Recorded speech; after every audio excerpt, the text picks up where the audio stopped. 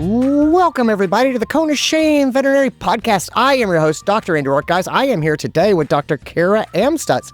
Kara, she is a veterinarian. She is a practice owner. She is boarded in veterinary sports medicine and rehabilitation. She does acupuncture. She teaches acupuncture. She is a certified veterinary pain practitioner.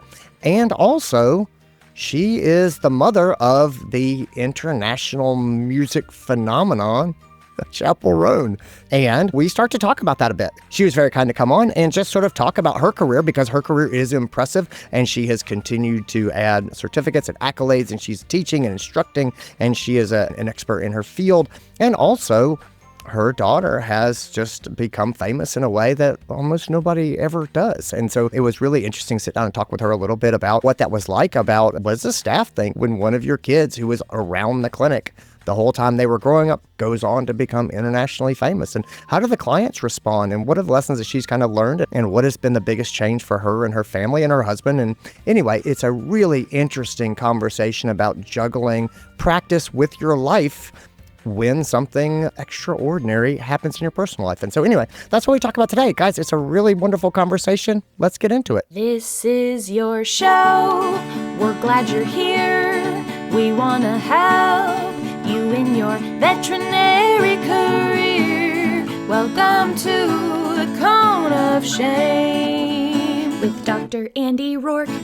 Welcome to the podcast, Dr. Kara Amstutz. How are you, my friend? I'm doing great. How are you? I'm doing really well. I am so grateful to have you here. I appreciate you making time for me. You are such an interesting person. You are a boarded veterinary medicine specialist. You're boarded in vet, sports medicine, and rehabilitation. You're an acupuncturist. You are a certified veterinary pain practitioner. You have this huge breadth of things that you have done around rehabilitation, osteoarthritis, pain management, things like that. You run multiple businesses, which we're going to talk about here in a second. And also, just as a distant, far aside, your daughter is one of the most famous people in the world. She goes by Chappell Roan, and you have a lot of things going on in your life. And so I kind of wanted to talk to you about that a little bit. Sure. As soon as I learned Sir Chappell Roan's mother was a veterinarian, and her father is a practice manager, you guys have worked together, and I want to talk a little bit about that. My oldest daughter is 17 years old, and she's applying to colleges, and my youngest is in high school now. And so I'm thinking about this next part of my life when my kids are going to go out into the world, and you think about what their lives would be. And then I look at you and I go, oh, the potential that your child does something that's got to have ripple effects into your own life is just, it's fascinating to me. So let's just start a little bit with your sort of professional development, what you've done and what you've grown. So you've got sort of two companies right now. You've got Momentum Veterinary Sports Medicine and Rehabilitation, which is where you practice.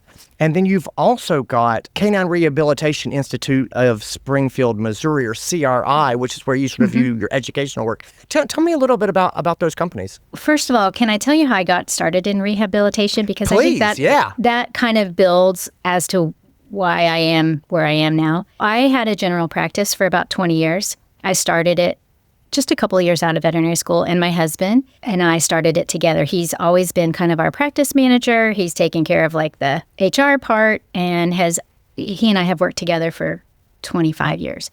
We started that practice. I loved general practice, but I got burned out, just like so many of us deal with. And at one point in my career, I was really overwhelmed, and I really needed to find something to focus on. And I was already really interested in pain management and helping my patients move better so they could live longer lives. And so that's kind of how I ended up in the rehab realm and got certified, did all of the things, eventually got boarded. And because of that process, I've been just able to help my patients in ways that I just never really knew existed. But it also really reignited the spark in my passion for what I do every day, which to me was life-saving. It saved me from veterinary medicine. It saved me within veterinary medicine. And I think people would understand that who've been doing this for a while.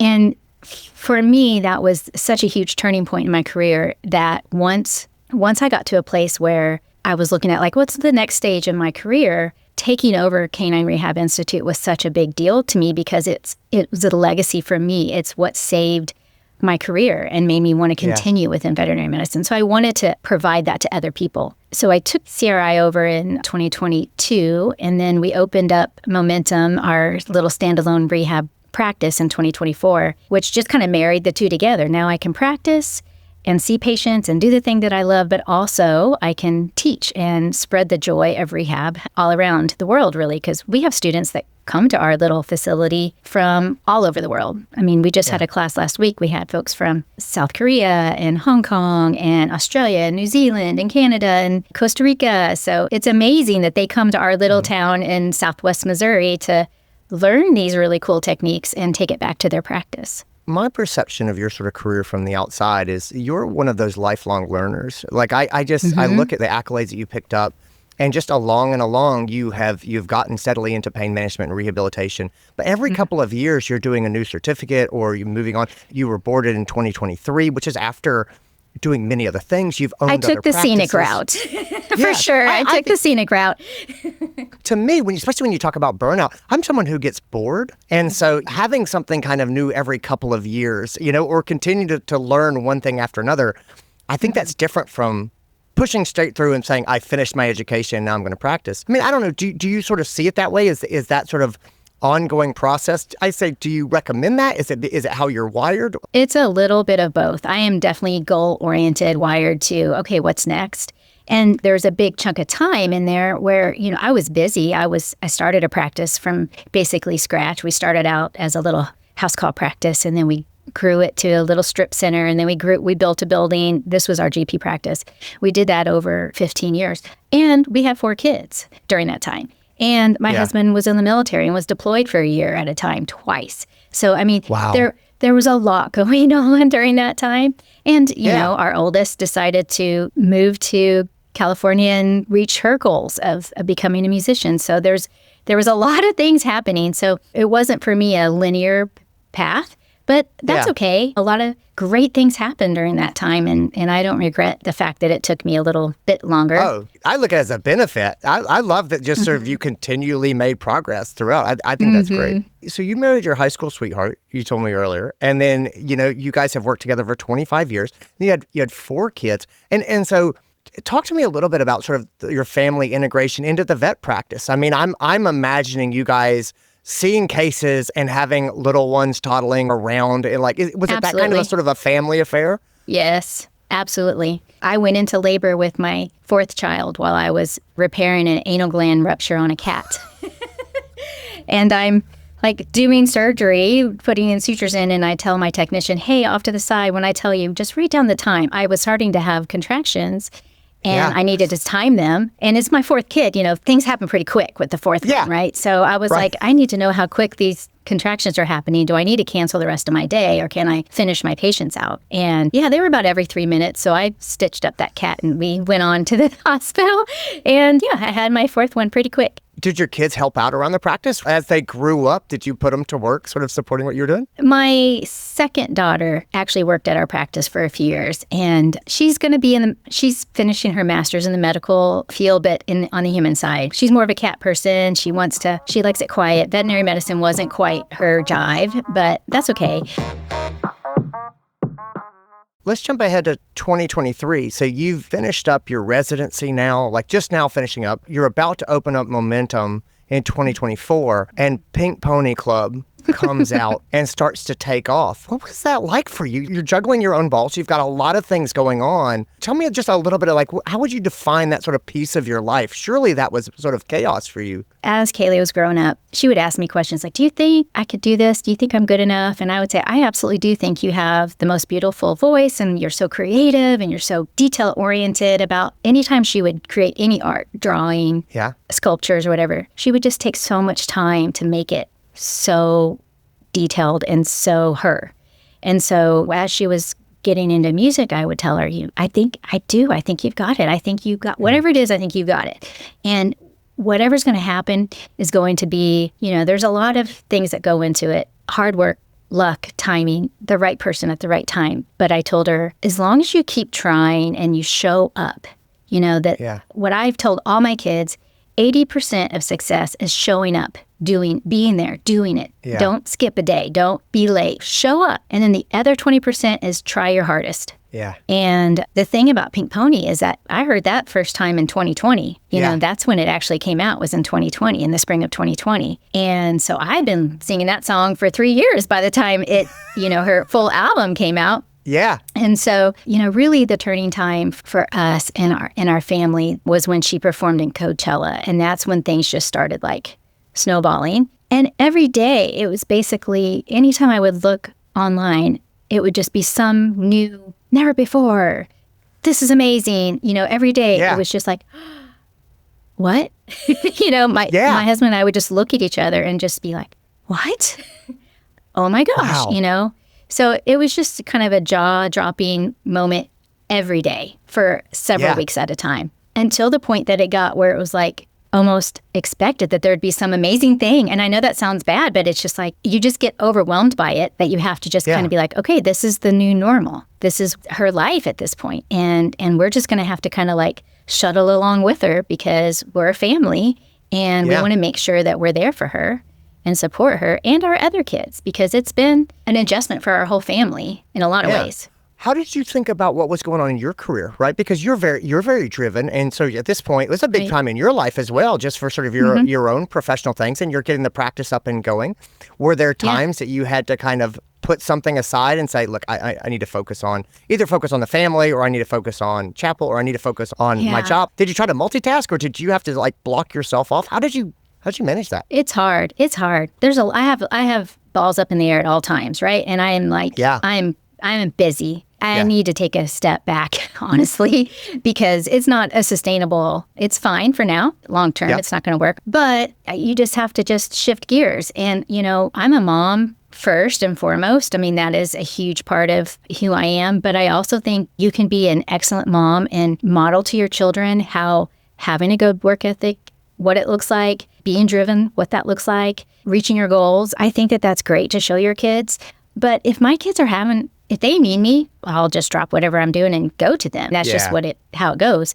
But I luckily, and I really think, again, it's a huge prop to my husband, because we are definitely a team effort. It is 100% between the two of us. I mean, business and family side. So we've been lucky, and we've just managed to make it work. What did the team think about when this was going off? Because they know your family, and they know your kids, and they've got to kind of see these things happening. Did their behavior change? Did they talk to you about it? Did they act like nothing was different? Or, how did they sort of respond? As she was coming up, they were excited. They go to her little shows at the little festivals in our town. They've always been very supportive of her. Anytime she'd have a new video, I would show it to them. Before it got released, I'd be like, look at this video. And so they got kind of an inside track before the public did. For a while now, it's like, I see it. I see it maybe the day of. She's an adult. She does her own thing. Sure. I don't have to be a part of every little thing anymore. But they've kind of grown up along with her and seen things happen, and they're just super proud of her. And they're very respectful of her private life. And sometimes she comes home and she'll walk through the clinic, and they're like, hey, it's not a thing, but they're excited. It's been by far and away, it's been an amazing experience to be a part of. What is your clients? How do your clients react? I would say probably 80% don't even know that I'm her mom. I don't just bring it up to my clients, because I'm a veterinarian. I'm there to talk to them about their pet. Some clients, I can tell just by the way they, when I first walk in and meet them, they're just very excited, and they're just doing their best not to just say things to me about it, which I don't mind. It's just, we've only got so much time to I want to do my best for this dog. We're here for your pet. Or cat in front of. Yeah. And then some clients, want to take a picture or really kind of want to go in more involved. And so I just have to be a little bit on guard, because some things, are appropriate and some things aren't. But for the most part, people are like, okay, cool, that's cool. And then they want to know that their dog's going to be okay. So, and that's good. What's funny is at conferences, because we have booths at VMX and Western States, people want to come up and get their picture with me at the conferences. And I know it's not because that they care about rehab. It's like they just want to say hi, which is sweet. I don't mind it a bit. I think it's sweet. Well, that's good. And it's good that people are respectful. And it also makes sense that, 80% of people, they're kind of unaware. They got referred over, and they're going to go and take care of their pet, and that's going to be that. tell me a little bit more about CRI and sort of the education and the resources that you have there. Yeah. So we have a campus in Springfield, Missouri. It's where CRI's headquarters are. And we do postgraduate certification programs for vets, vet techs, as well as allied health professional like physical therapists and occupational therapists. We teach them, they come to us and we teach them how to do rehabilitation in dogs. And we have a whole team of instructors. It's not just me. There's other veterinarians, physical therapists who have been doing this for a long time. And we teach folks how to do rehab so they can take it back to their practice.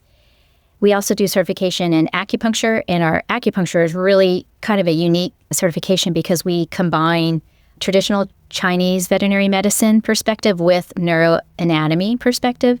So there's, multiple programs out there. Ours is really the only one that kind of fuses the two perspectives together so that people can really have a full, broad spectrum of understanding, which I think is really cool.